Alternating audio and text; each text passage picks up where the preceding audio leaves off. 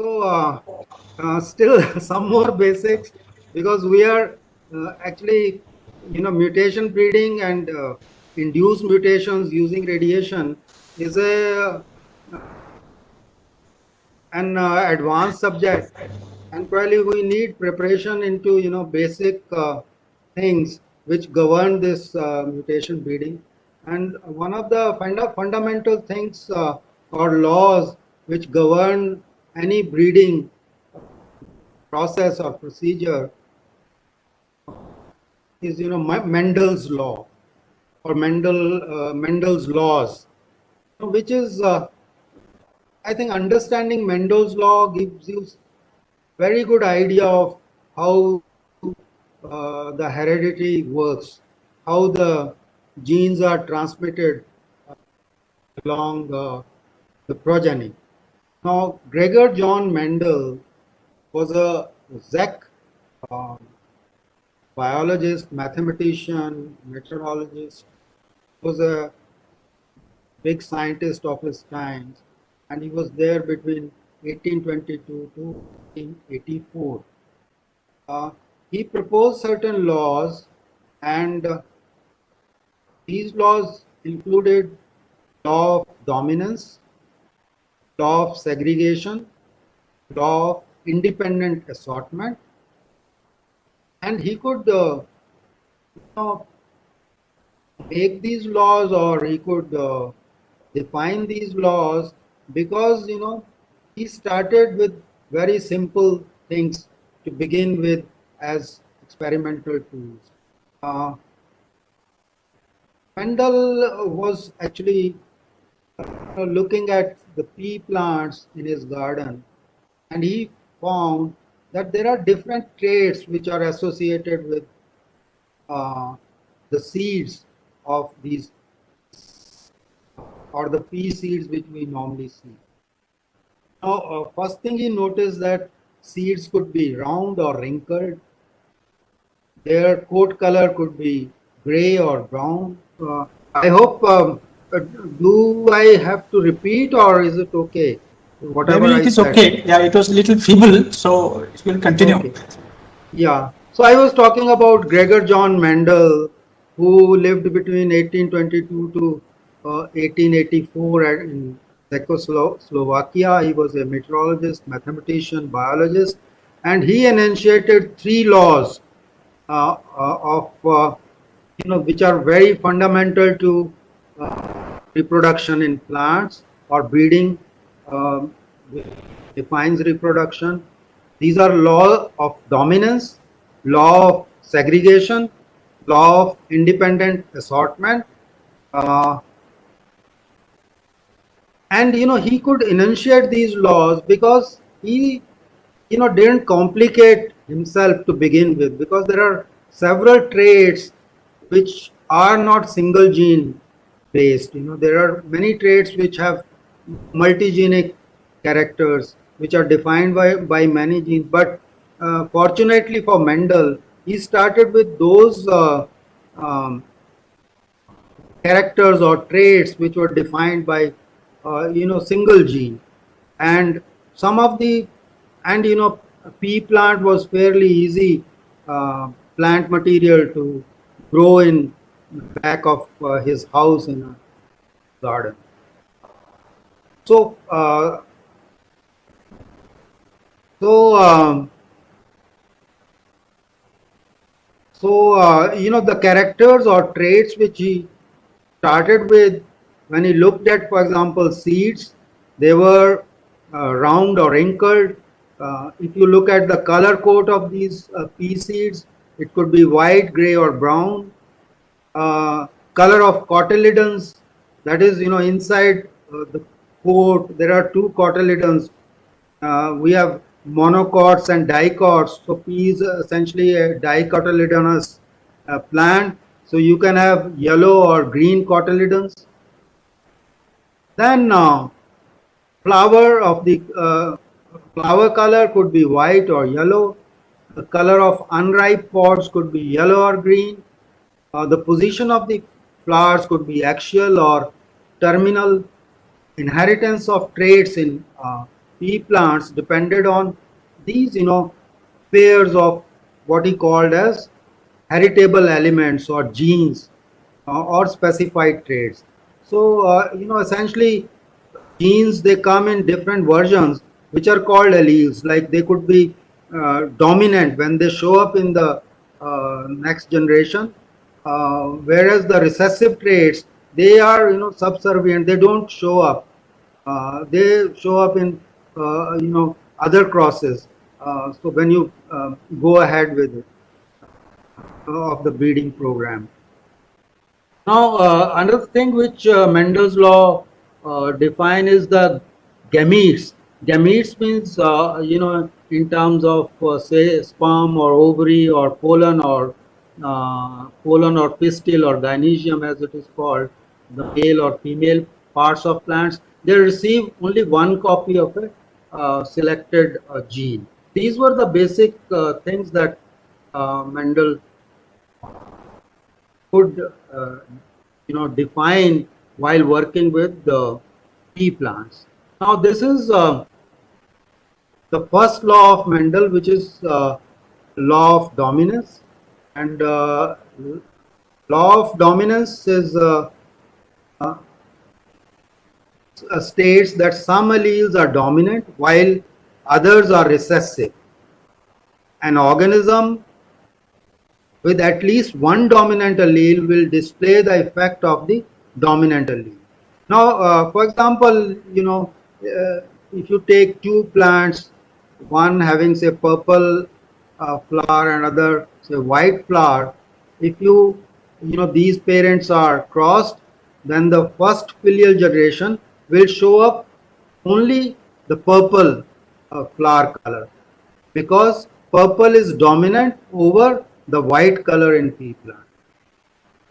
So when you see first generation, or F1 is called first filial generation, you will see that these all plants are purple. But if you really again self pollinate them, if you self pollinate them, then you will see that you will get only one plant. Actually, you will get only one plant as white, and rest three will be looking purple.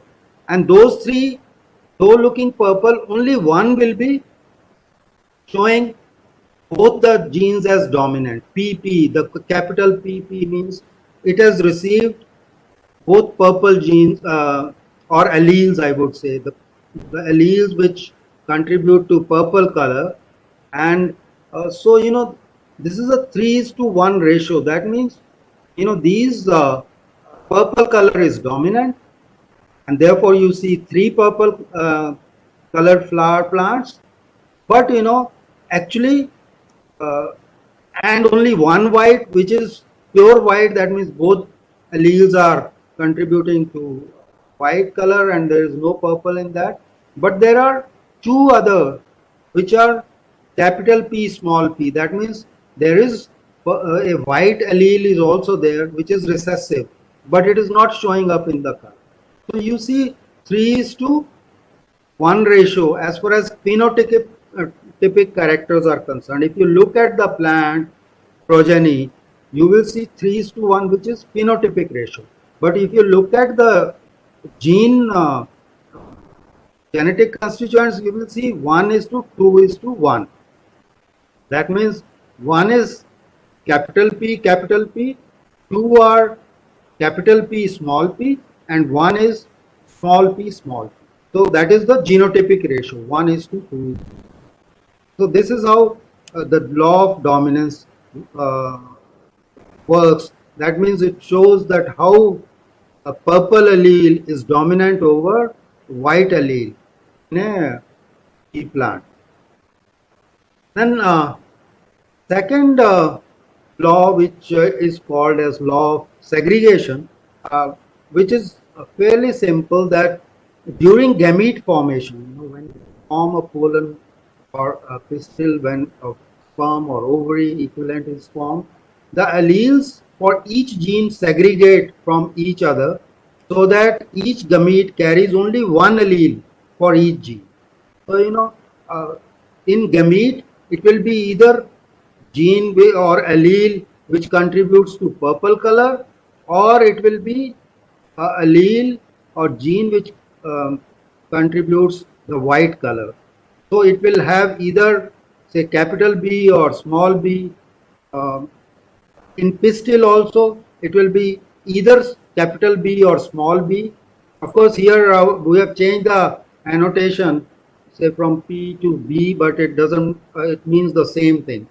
Now here, you can, what essentially it says that how, these genes are segregated, though in a parent, it could be capital B, capital B or capital B, small b, but in pollen, it is either capital B or it is small b. Similarly, in pistil or in ovary, it will be small b or capital B.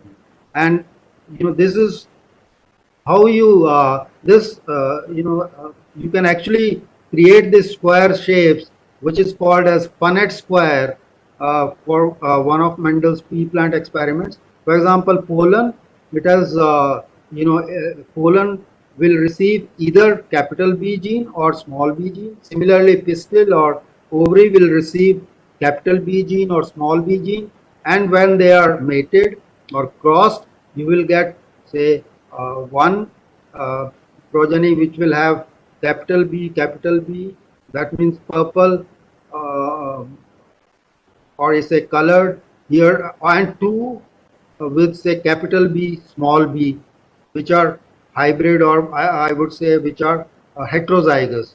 This capital B or small b is actually homozygous. They're called homozygous plants, and these are heterozygous plants because here, both the alleles are present. The dominant as well as recessive allele is present. So 1 is to 2 is 1. So basically, it's the extension of the first law, and it is only telling you that when gametes are formed or when germ cells are formed, the alleles separate out. It will never be together. But there are further. I will show you in the next slide that many times genes are placed very close, and therefore they appear together. It's very difficult for them to segregate. So this happens only when these genes are far apart in the chromosome. If they are very close in the chromosome, they may not segregate this way.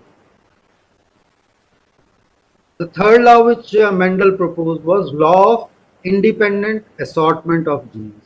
Now, genes of different traits on different chromosomes segregate independently during the formation of gametes.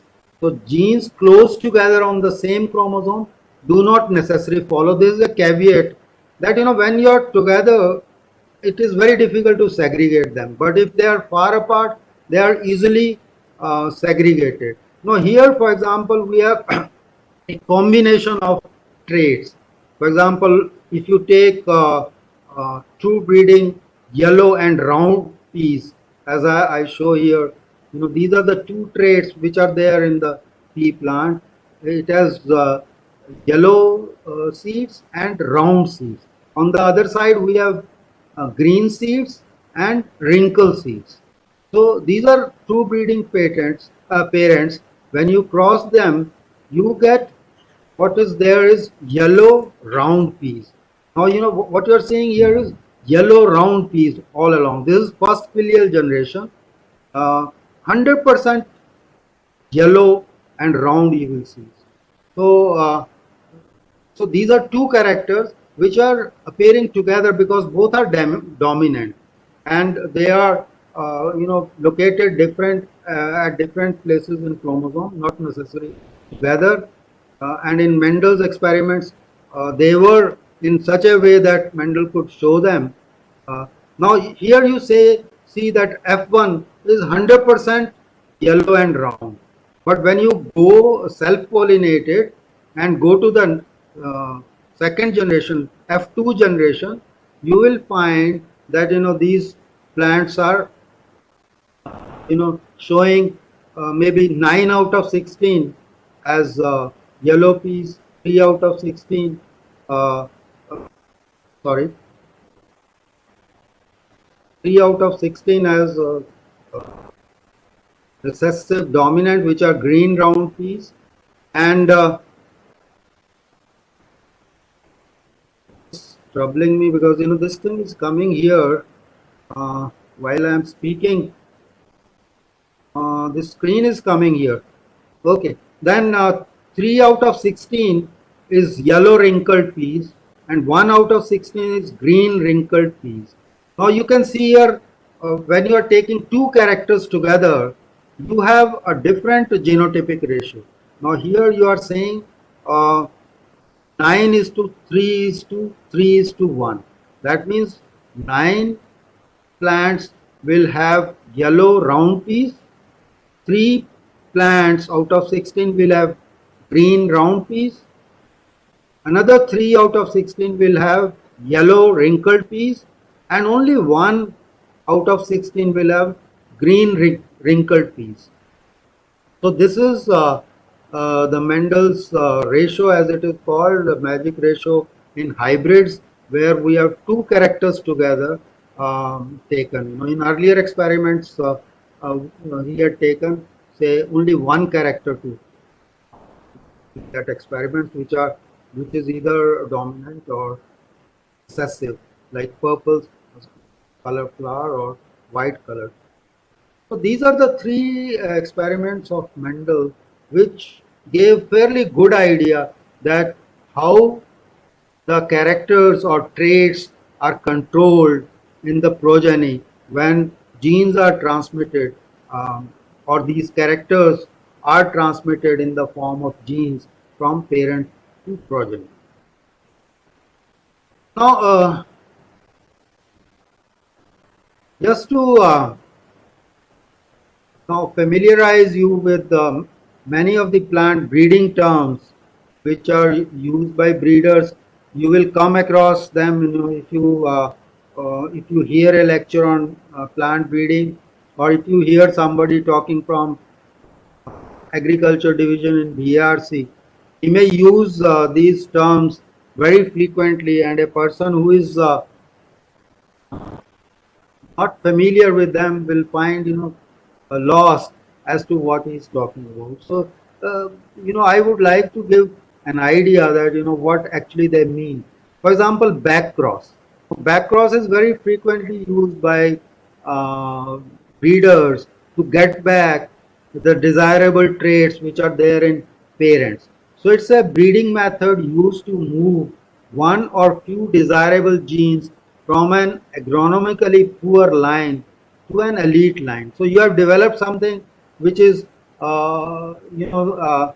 which is dwarf, for example, but it is not giving you high yield character. So you can back cross this dwarf plant with a plant which is high yielding, and get back those characters. So this is often done by crossing offspring line with the uh, recurrent parent, or there is some small mistake here, but with the parent which shows that character of, say, high yield. So if you want to get back a character, you cross the offspring with the parent line. The other term which is used, it is in if you look at it, I have arranged it in alphabetic order. So second one is BLAST. Now BLAST is normally a bioinformatics search tool used to compare biological sequences of nucleotides and amino acids. Now, many times you have to do gene sequencing to know what has actually happened, where the mutation has taken place. So, it's a bioinformatic tool called BLAST, called Basic Local Alignment Search Tool. Uh, and you can get this downloaded from the net, which is right given here. So normally breeders or people working on mutation breeding, they carry out say gene sequencing and compare the sequences of say a mutant with the parent, then you have to do a blast search and know, where the things have changed, what part of the sequence changed, and how it has affected the amino acid. The other term used is codominant. Now, codominant is a form of inheritance where heterozygote can be distinguished from homozygote. Now, heterozygote, as I told you, if say B, capital B, small b, or BB, or capital B, small b, these are homozygotes, but capital B, small b is a heterozygote. For example, most SSR markers are codominant because each homozygote, I'll come to SSR later on, homozygote produces a distinct band and heterozygous progeny of a cross between homozygous produces both bands. So if you are taking a DNA marker, which is a short repeat kind of sequence, it is so for example, in homozygote, you will see only one band in DNA, whereas in heterozygote, you will see two bands. The other term used is genome, which is actually genome is a total set of genetic material. That is all genetic material, uh, the full set of haploid chromosomes in an individual. Like whatever a person or a plant has as a part of DNA in its cell is called genome, the full DNA sequence of an organism. So all chromosomes um, which are there, and the DNA in all those chromosomes or genetic material in an organism uh, is actually a genome. Then genotype. Genotype, as I told you, we were talking about 1:2:1 or 9:1. This is a genetic makeup of a cell, organism, or an individual. So genotype, whatever genetic or genes I have, uh, my cells is called my genotype. And every individual has a different genotype, varies from person to person. That's how we may appear sometimes similar, but genotypically every individual is different. Then common term used is germplasm. Now, germplasm is a collection of individual plants that contains a species, that means of the species genetic variation. It's the total uh, variation which is happening in an individual plant. For example, if you take pea plants, whatever variation you may have, for example, a pea plant having purple color flowers, white color flowers. So, if these plants are put together, they are all part of the germplasm. Similarly, if you have different types of seed coats, different seed coat colors, all these plants put together will also be part of. So it will be, a germplasm, which normally a breeder collects a germplasm for uh, all its, cultivar or a species which he is working on. He tries to collect all the germplasm of his variety or crop. So it's a germplasm is the basis of a plant breeding program. It is usually limited to any sexually compatible species for a given crop. It's sum total of all the variation which you have in that system or that crop plant. Heterozygous, I already told you, don't have to tell again. Homozygous also, I have already told you what exactly it means. Now there is something called hypersensitive response or hypersensitivity response. So there is one mode of looking at plant resistance or defense against a plant pathogen. Now what happens when a plant is attacked by a pathogen? It tries to defend itself.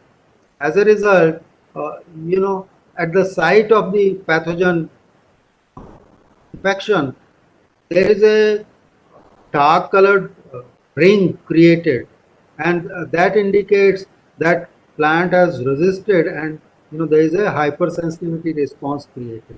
Uh, for example, very similar to the vaccine of today. Like if you are vaccinating a person, you will see a big reddish thing coming out around the vaccine. It's because there is a hypersensitive response generated. That means the body has reacted and tried to defend itself. So similarly, it happens in case of plant pathogens.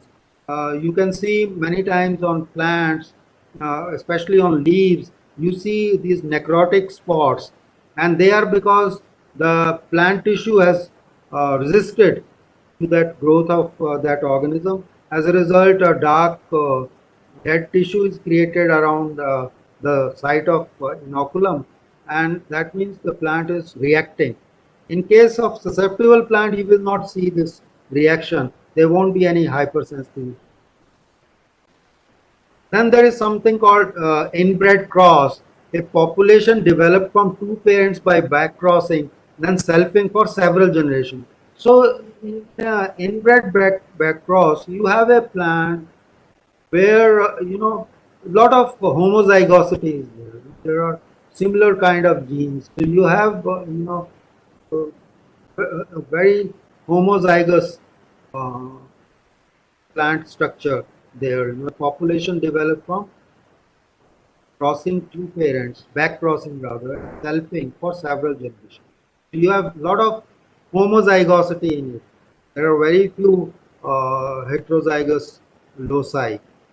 Uh, Then there is also called something called introgress. Introgress is moving a gene or genes from one species to another. It's like utilizing various techniques. Many times breeder use this kind of terminology where you can move a gene or number of genes from one species to another.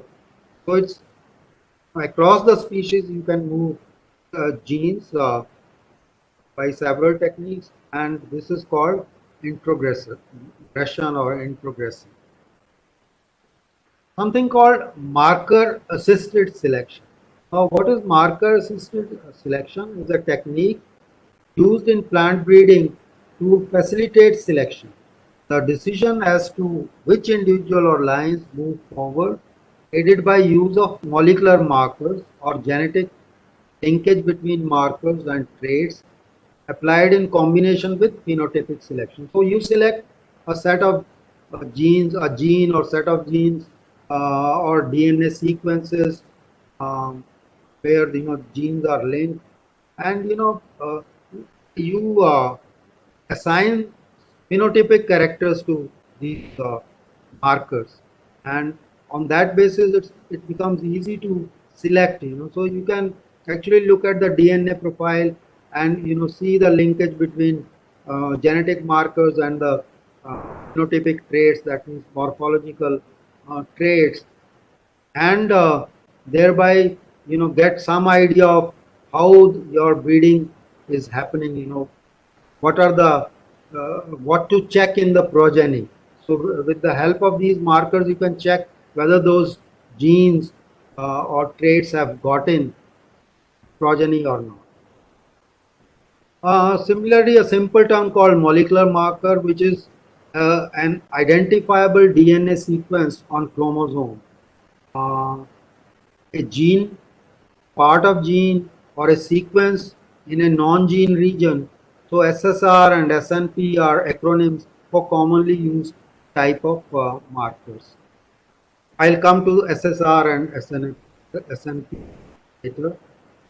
Then phenotype, as I have, you must have already understood, phenotype is the observable physical or biochemical characteristic of an organism that are determined by combination of genetic composition or genotype. This also you might have got the idea now that what you look from outside may not be true inside uh, the gene pool. For example, a flower may appear purple or a plant may have a purple color, but that purple color may be either because of both dominant genes which are coding for purple color, or it could be one dominant gene and other could be recessive white gene, but still it appears purple.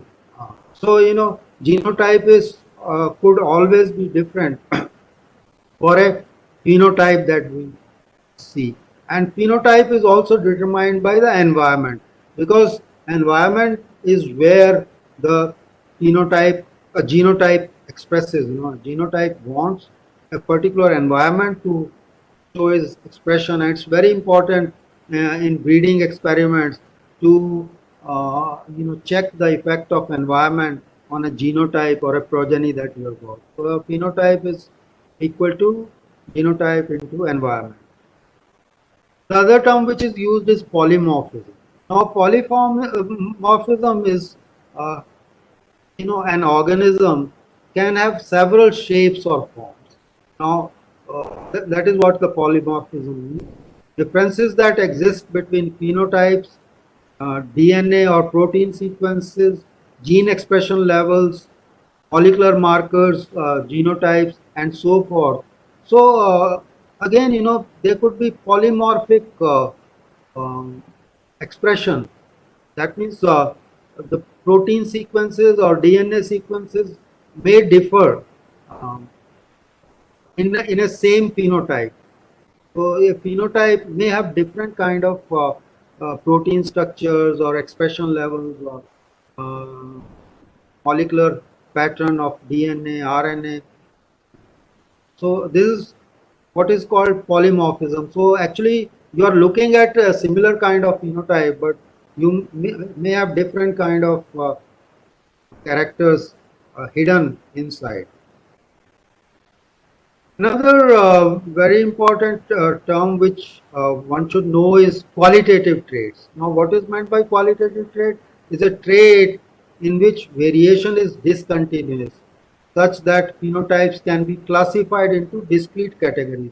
For example, the color of flower that Mendel chose was a qualitative trait.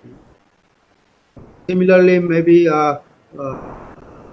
round seed or wrinkled seed are qualitative traits. Coat color is a qualitative trait. An example would be tomato fruit color, where plant fruit could be categorized as red or yellow.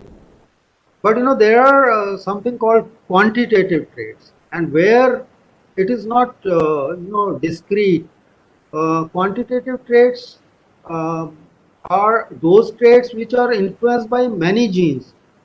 So they are not defined by a single gene, and they are affected by several genes in an organism. For example, height of plant or yield of crop, they are all quantitative traits. They are not determined by single traits.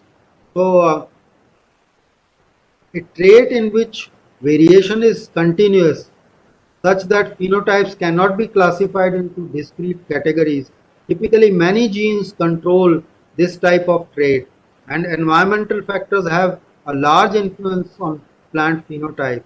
So, for example, yield, as I was telling you, is a quantitative trait, or plant height is a quantitative. Uh, there's something called QTL, which again plant breeder use the term QTL, which is called quantitative trait locus. This is a location of a chromosome region which contributes significantly to overall phenotypes of quantitative traits. So you may have a particular region in a chromosome which may be affecting the quantitative trait. For example, yield of crop may be determined by a large locus in one chromosome or more than one chromosome. Could be a chromosome region detected by statistical analysis that is significantly associated with variation in quantitative traits. This is called quantitative trait locus. Another term is recurrent parent. Now, recurrent parent already, I think, the parent to which successive back crosses are made in back cross breeding. So you need this parent very often so you create a mutant progeny down the line, but you keep looking at this parent for getting back those characteristics that basic characters of the parent must come in my mutant strain. Then other term which is used is recombinant inbred line. Recombinant inbred line population is developed through single seed descent from the F2 generation, that is second filial generation. The result is a set of homogeneous homozygous line for which large amount of seed can be used for replicated trials. This type of population is often useful for mapping QTL. So you are actually inbreeding. Combinant inbred line is actually you are continuously developing seeds from F2 generation which have homogeneous, total homogeneity. I think maybe 90 to 99% homogeneous genetic makeup. So these are the recombinant inbred lines which are often used to see what changes have taken place and what are the quantitative trait loci which have to be actually identified using recombinant inbred lines, or they can be identified using recombinant inbred lines.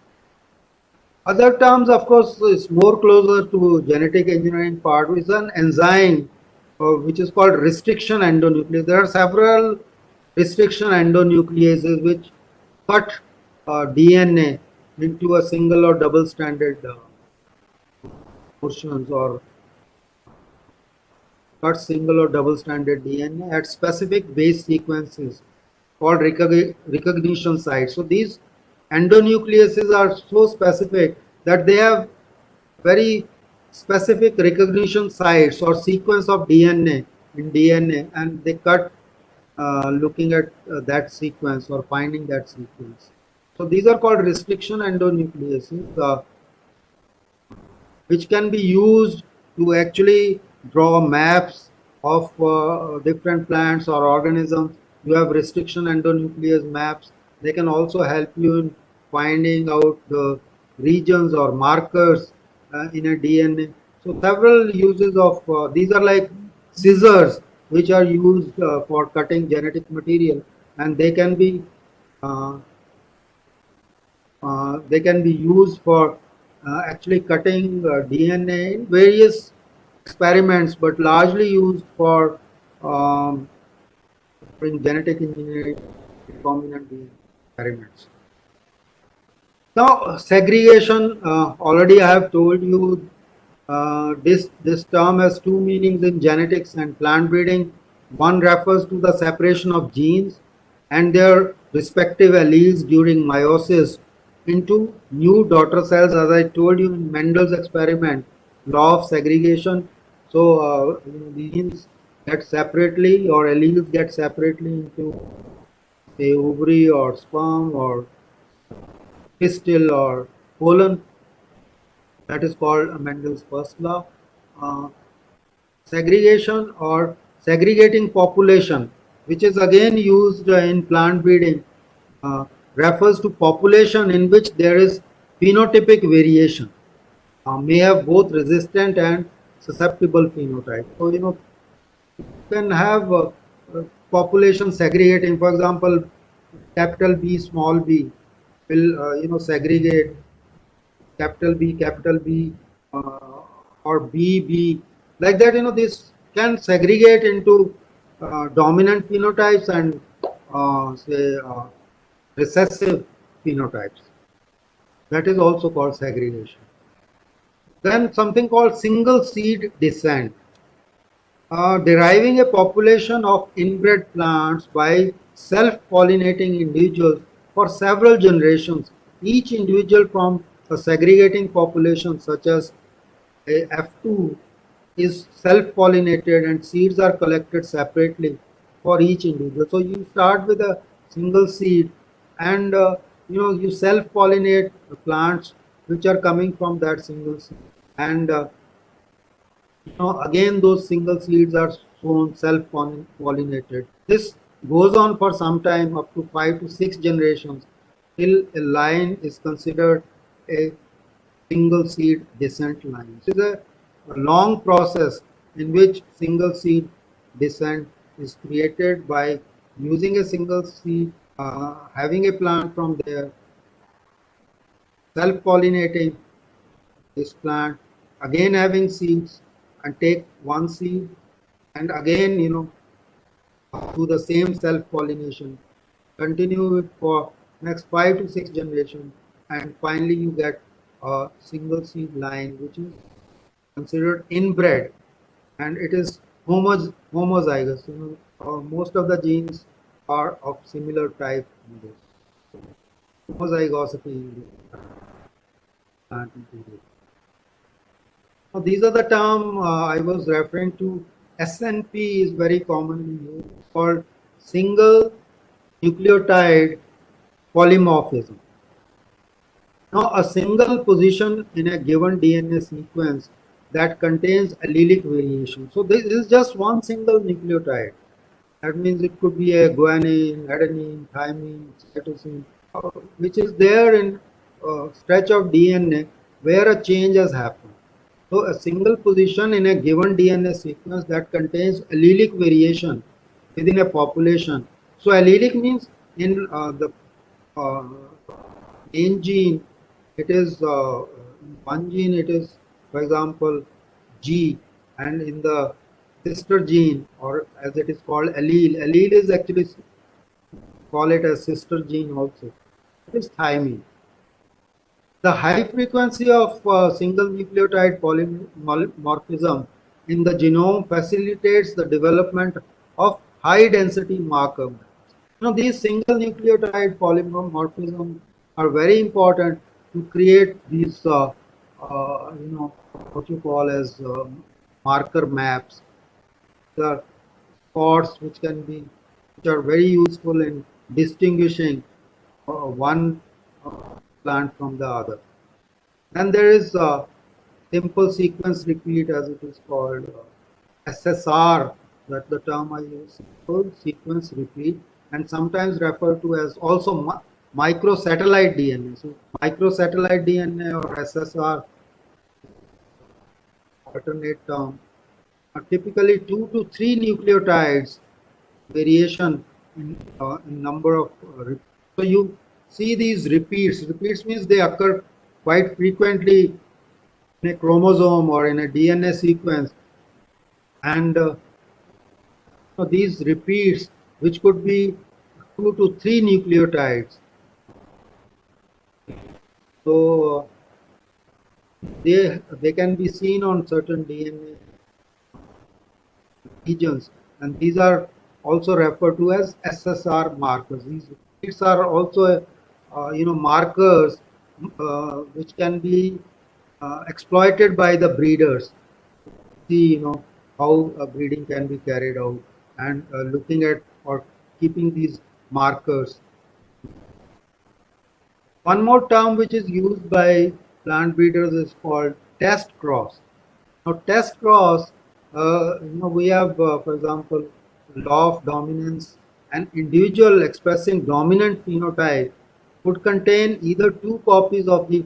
So this is what, if you go back to your second slide where this law of dominance was given. Now, as you see, you can have purple flowers with the capital P and small p.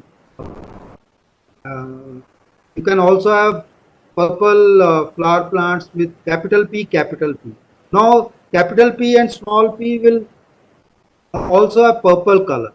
Now, how do you know whether this plant which has a purple color, whether it has both capital P or both has capital P, or one capital P or small p? So for that, you apply a test cross, which is again, basically you cross it with the parent and again see what is happening to the population. So you see, typically 1:2:1 or 9:1. To get that ratio, then you know that these are purple colors, or yellow with wrinkled plants. because then you see that typical ratio which tells you in the test cross. So it is also referred to as test cross to check whether the genotype was heterozygous or homozygous. There is something called unbalanced population, which is individuals in an unbalanced population do not have equal genetic contribution from each parent. Many times, when you cross or do process, both the parents may not represent their entire gene pool or genetic makeup. So, to check whether the population is balanced or unbalanced, advanced backcross and inbred crossing is carried out, and to see whether the population is balanced or unbalanced. Now, those were the terms which you will find whenever somebody lectures you on plant breeding or mutation breeding. The person may use these terms, and one should not feel lost. That's why I wanted to familiarize you with the terminologies. Now, coming back to our subject of mutation breeding, and already covered some of these things. Uh, we have already talked about chemical mutations, chemical mutagens, physical mutagens, biological mutagens. If you remember, for example, chemical alkylating agents or analogs, deaminating agents. Physical, we had radiation, ultraviolet or non-ionizing radiation, and biological mutagenic agents. If you remember, I talked about transposition or transposons. Now we will come back to our major tool that in Department of Atomic Energy of Bhabha Atomic Center, the mainly pertains to ionizing radiation. Normally, bio, biology or agriculture divisions, ERC, they focus on use of ionizing radiation.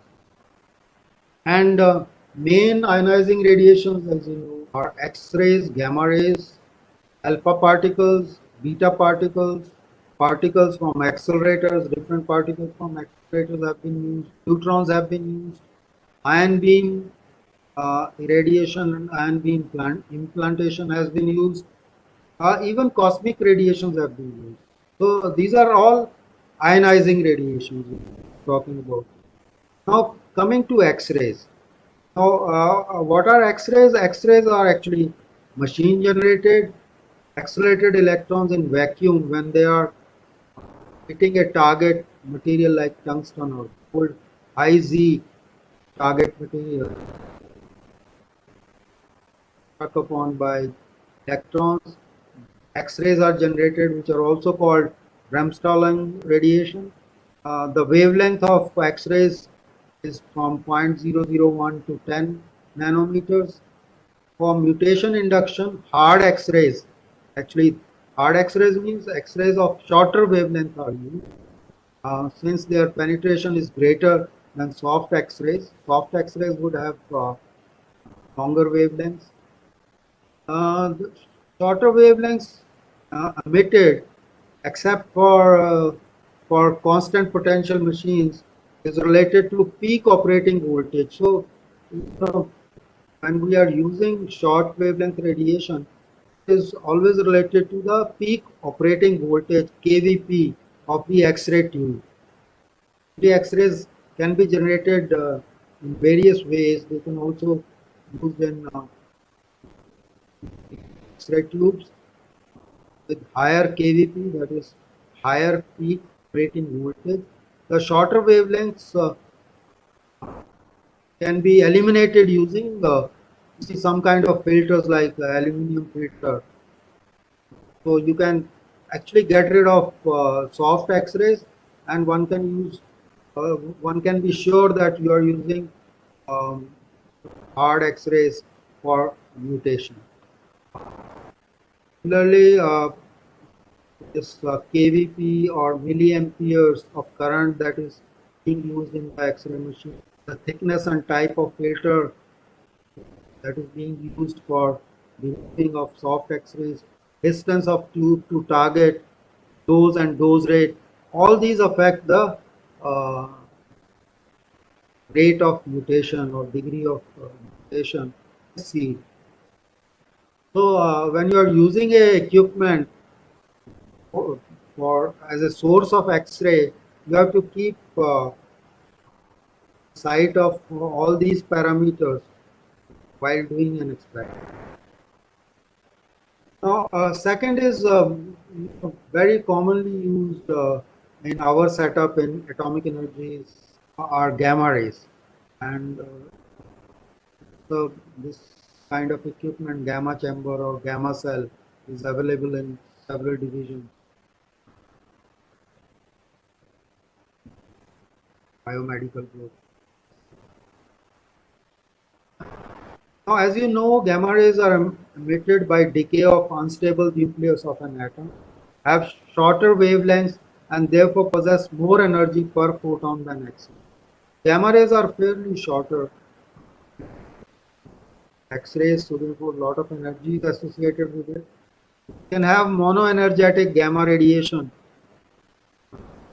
from radioisotopes or even cobalt 60 or cobalt 60 has energy. But they are fairly closer. So gamma radiation facility can be used in a similar manner as an X-ray. So these days very handy equipments are available. You probably have a look at it. One of the divisions. Uh, these are also available in certain universities. Many of the agriculture universities, other universities have these kind of things. For prolonged treatment, it may be placed in a controlled environment, in a greenhouse or in a field so that plants may be exposed at various developmental stages.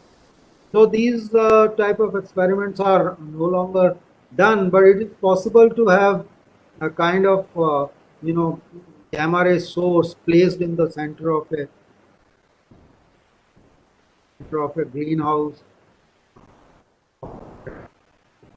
used to call as gamma field, where gamma field is a field where plants can be kept around a gamma source, and of course entry to such a place is be regulated.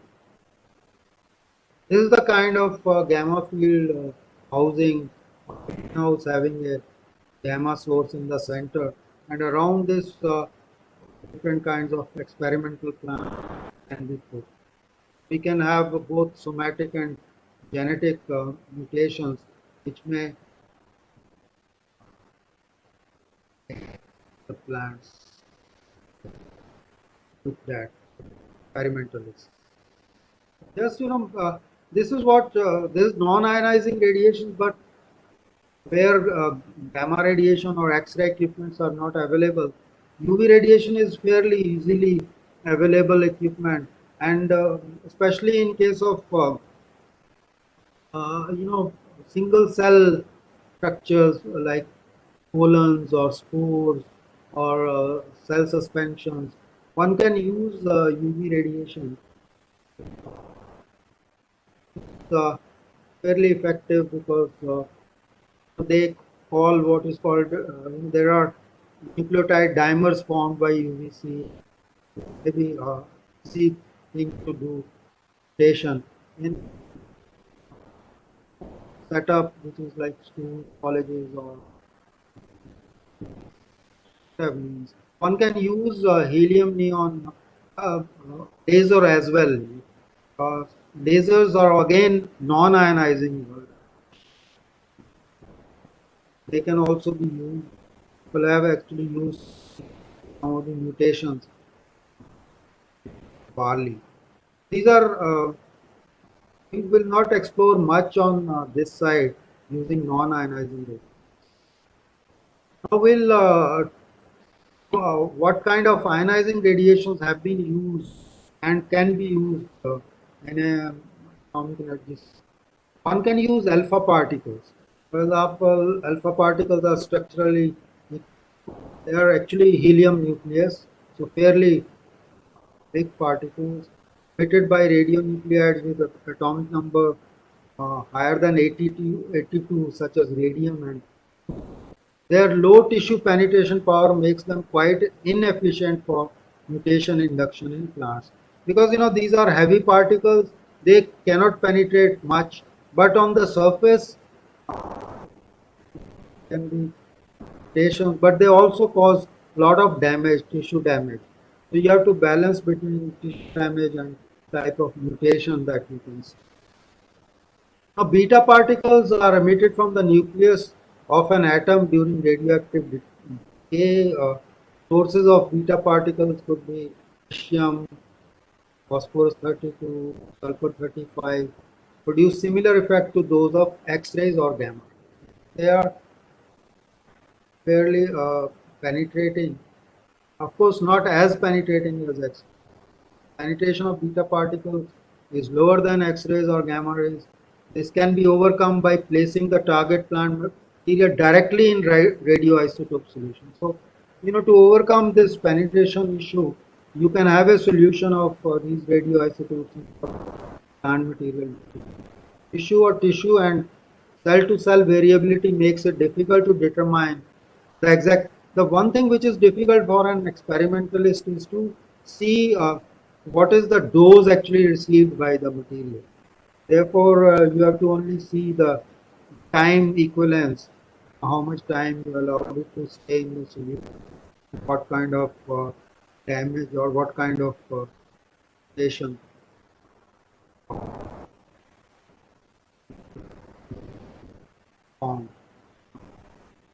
Some of the mutations which have been done in rice seeds,